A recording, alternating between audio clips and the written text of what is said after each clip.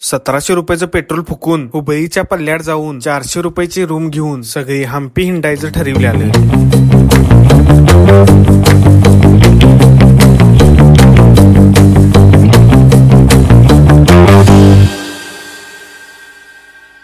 मागच्या वेळी जेव्हा हम्पीला गेलताव तेव्हा हम्पीची 2च ठिकाणं फिरून आलताव. ती गोष्ट होती नोव्हेंबरची. मग परत एकदा किडा उठला, फक्त हम्पी हिंडाय जायचा.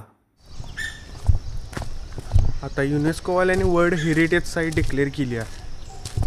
ती काय मग गंडीव पशु कार्यक्रम करणार आहे, असणार की तसंच. जाऊन बघूया चला. कोल्हापुरातनं बाहेर पडल्यावर प्लॅन होता हुबळीत नाश्ता करायचा. चला तर मग हुबळीतच भेटूया.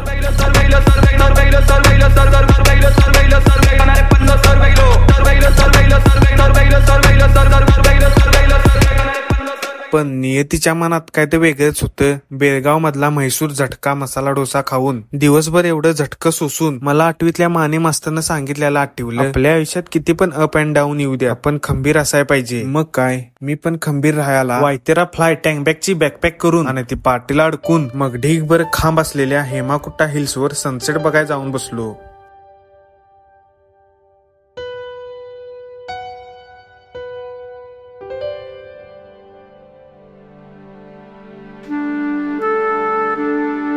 मग चालू झाला माझ्या आयुष्यात आणि एक मेमरेबल सिनिक व्ह्यू, ज्यात होतं उजव्या बाजूस भगवान शिवाचे रूप असलेल्या श्री विरूपाक्ष मंदिर,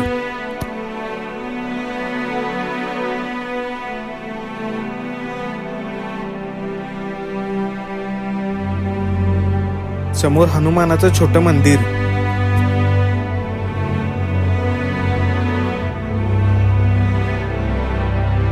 आणि या सगळ्यांच्या मागे डोंगराच्या पल्ल्यात सूर्यास्ताला निघालेला सूर्य.